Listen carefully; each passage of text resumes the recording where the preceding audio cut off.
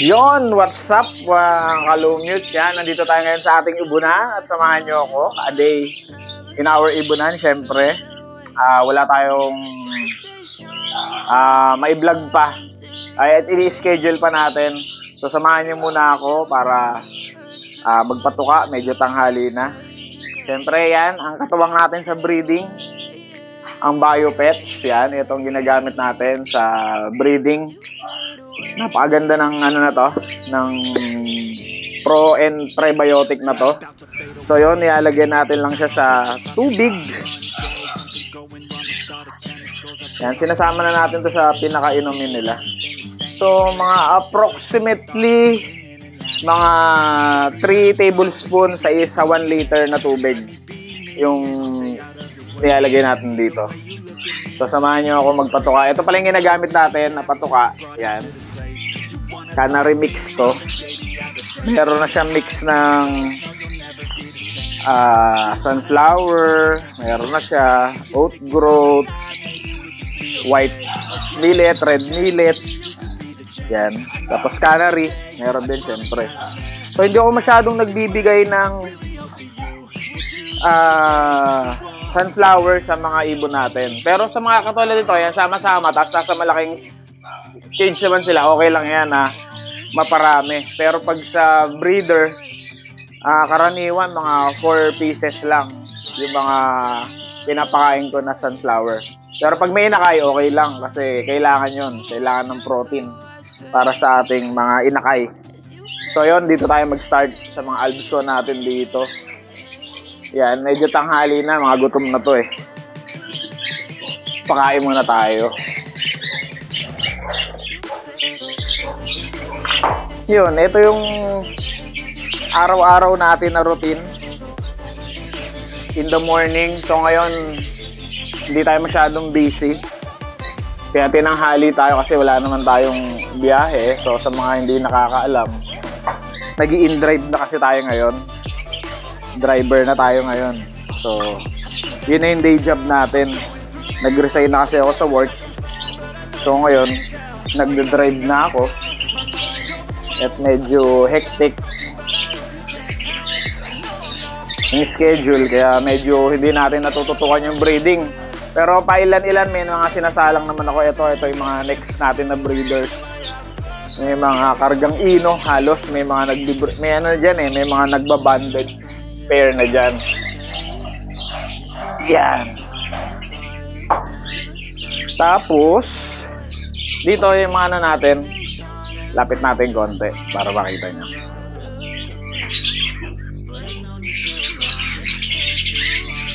Yan, dito yung mga ano natin, parakit, mga Project Hagoromo. Yan. Lapit pa natin para mas makita nyo.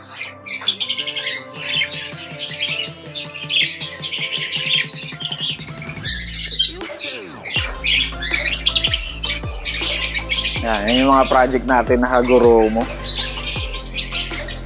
Kakain na sila. Ang lalakas kumain ito, guys.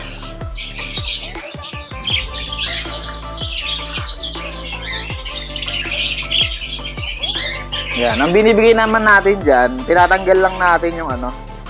Tinatanggal lang natin yung sunflower. Hindi ko sila pinapakain ng sunflower. So, maya-maya, pagkalagay natin ng patuka dyan, magmumukbang na yung mga yan. Agawan na agad yan sa pagkain. Kasi medyo gutom na talaga sila.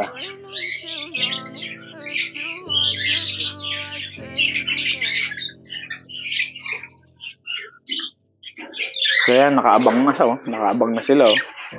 So ang proportion ko pala sa pagpapatuka ng ibon is ito yung pang-scoop ng ano, pang-scoop ng gatas. Ito yung proportion ko sa kanila. Kalahati nito para sa isang ibon. Yan. So kung pair sila sa isang breeding cage, isang scoop nito para sa isang ibon. So kung may inakay naman, ganun pa rin yung proportion natin. Every inakay may half scoop. So kung meron silang 2 inakay, ang mangyayari dyan, dalawang scoop. Yung isang scoop para sa parents, isang scoop para sa 2 pirasong inakay. So ayan o, mukbangers na yung ating mga Project Hagoromo. Kain na yan. So lipat muna natin ulit para makapagkwentuhan tayo habang nagpapatuka. Eto naman yung mga nilimot na ng panahon. Siyempre, mga post-done. Apos-pos lang. Yan, kaya nandiyan na lang sila.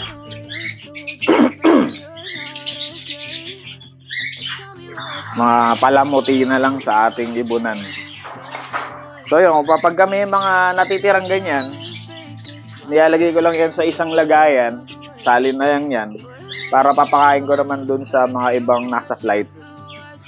Para hindi aksayado sa ating patuka. Sayang. Napakamahal ng patuka ngayon. Mahal pa sa bigas. So yan, dito sa baba, ang ating mga pang-Project Lutino OPA. Mga kargado ng ino. Karamihan mga nandiyan dyan.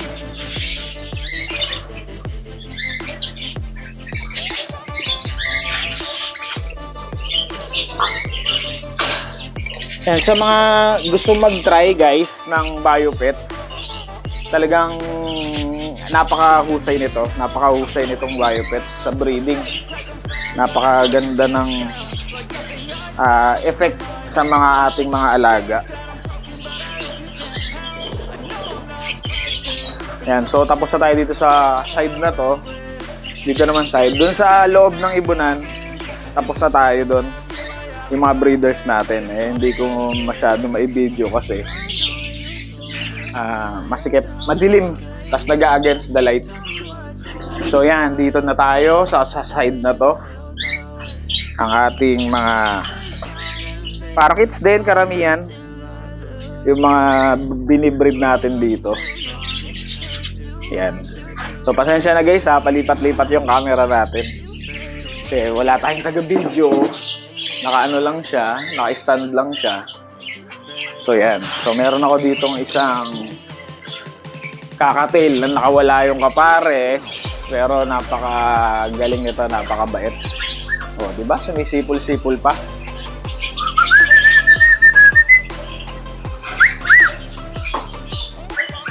Sumisipol-sipol pa yan. Oh, my. Diba? Nagkamali pa ako. Sa tubigan ko nalagay yung patuka. Okay lang yan.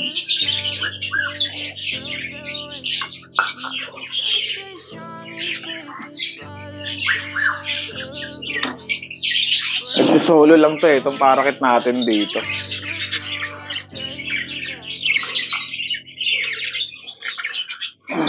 Yan. Dito sa taas, mga ano rin to mga project, pang-Project Lutino OPA rin. Mga bata pa, pinapamatured pa natin.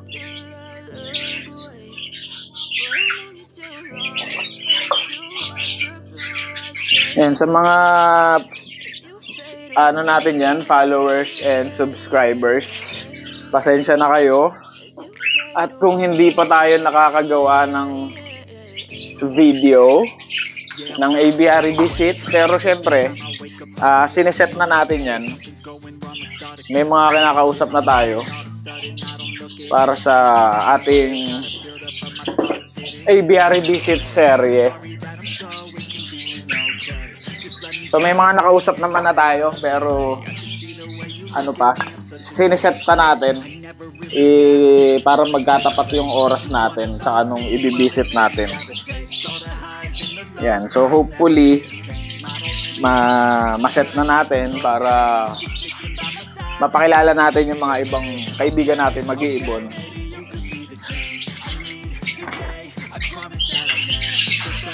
So yun, ito ang karaniwan nating ginagawa sa umaga. Talaga namang love na love natin itong mga pets natin eh. So kung wala tayong benta, okay lang. Kahit panay abono na sa patuka, okay lang din. Kasi masaya tayo eh sa ginagawa natin. So, ang dami na nag-quit. Nakikita natin. So, hindi natin alam yung ibang reasons nila sa pag-quit nila ng pag-iibon. Pero tayo kasi, kung saan lang tayo happy, tuloy lang natin kung masaya tayo sa ginagawa natin. Kasi ito, medyo talagang matagal na akong nag-iibon eh. So, kahit walang benta, bawal naman talaga magbenta, kaya mag-iingat kayo. Marami ngayon sa nakikita nyo naman siguro sa mga social media na may mga nauhuli. Yan. So, mag-iingat kayo dyan, ha? Maraming nauhuling nagbebenta ng ibon ngayon. Yun, di ba sa isang vlog natin, sa mga parakit, yan yung pinakamabentang ibon sa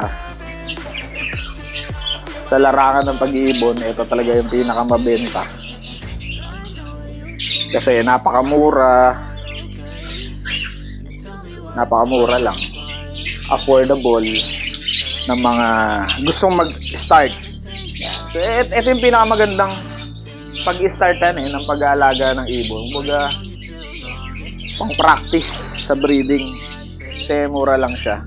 Pero ako kasi nagagandahan ako sa mga kulay ng mga parakit, kaya nag-aalaga din ako.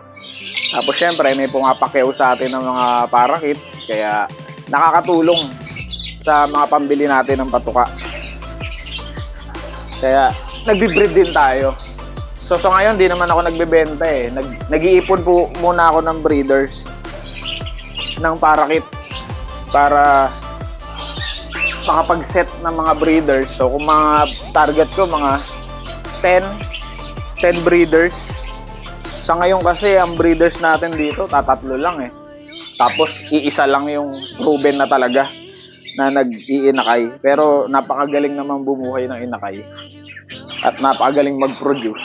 Pero yung iba dito may itlog na. Hopefully yung mga normal na kits natin mag-success sa breeding para mas mapabilis yung mga iniipon natin na parakit para isa lang sa breeding. Yan. So may ilan na tayong piraso doon. May mga Lutino, Crimino na mga parakits tayo, pero tagi-isang piraso pa lang yata. Pero hopefully mas dumami. Kasi talagang na-amaze ako sa kulay ng mga dilaw, yan, tsaka ng mga Crimino.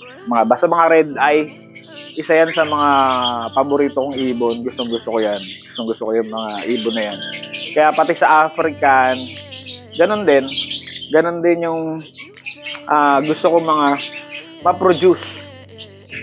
Naubos na yung mga pale follow natin. Magaganda rin yung mga pale follow. Pero meron pa naman ako dito mga natira na mga kargado ng pale follow.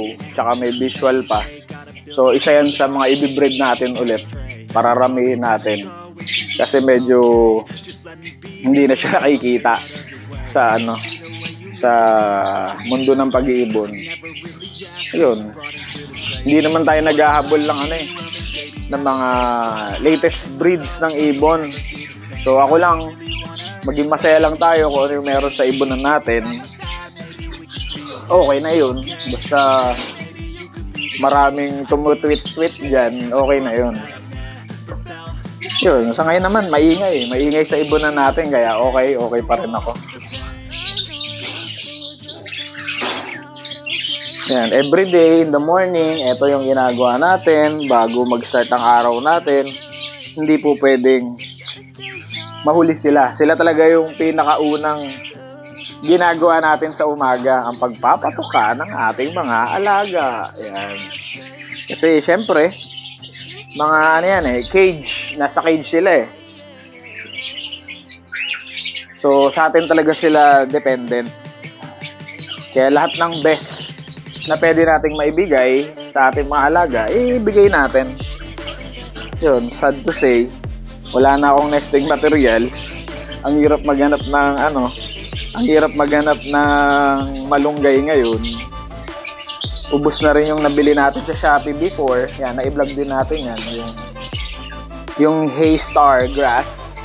Parang ano siya, dayami. Yun yung medyo matagal nating ginamit na nesting material sa breeding. Okay naman, goods naman siya. So, hopefully, may mag-donate ulit. Hindi. So, maghanap tayo ng malunggay kapag wala na. Pero ngayon naman kasi okay pa yung mga mating nila, mga nesting materials ng breeders natin. So, kung wala talaga, back to kusot tayo. Yun yung gagamitin natin ulit.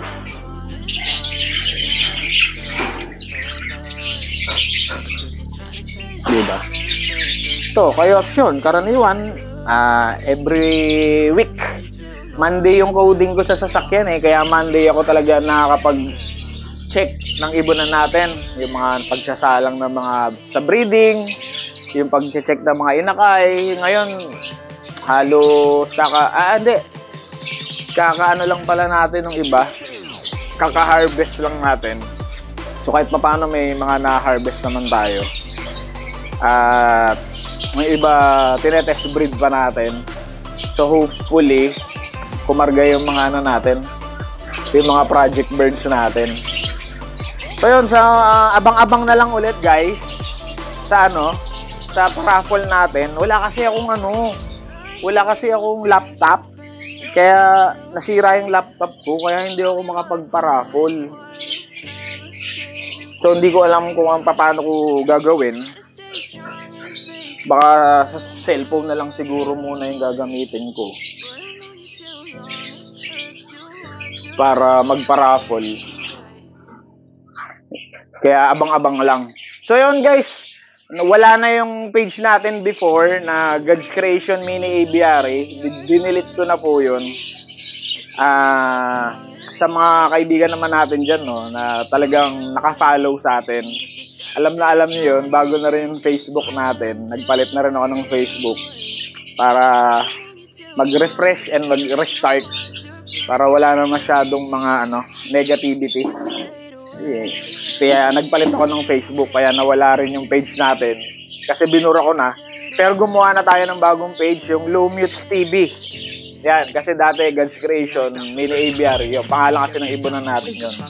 So paki-follow na lang po yung Lowmutes TV na fan page para kapag meron na ulit tayong paraffle ay makikita nyo doon yung mga raffle natin. So comment down below po kung nasang area po kayo. Tapos, kwentuhan tayo. Comment nyo yung mga ginagawa nyo sa ibunan nyo. Tuwing umaga ba kayo nagpapatoka? Tuwing hapon? Tuwing gabi? Depende kasi sa oras yan. May mga iba tayong kaibigan na sa gabi nagpapatoka. Kasi maagang nagtatrabaho. Kaya gabi, every night sila nagpapatoka. So, yun. Tingnan natin, comment kayo kung taga saan po kayo para malaman natin kung hanggang saan umaabot yung video natin. Hanggang dito na lamang ang ating usapang ibon. Magpapatuka muna tayo at medyo tanghali na. Right after, maglilinis tayo sa ibunan. Yun, general cleaning tayo every coding natin sa sasakyan. So actually, pwede naman bumiyahe pero hindi. Ipinapahinga ko na lang yun para sa sasakyan. At para rin meron tayong time sa pag-iibon natin. So, hanggang sa muli! Hanggang sa muling paglipad. Ito ba si Basti? Ang inyong lingkod. Maraming salamat po. Out na tayo. And out!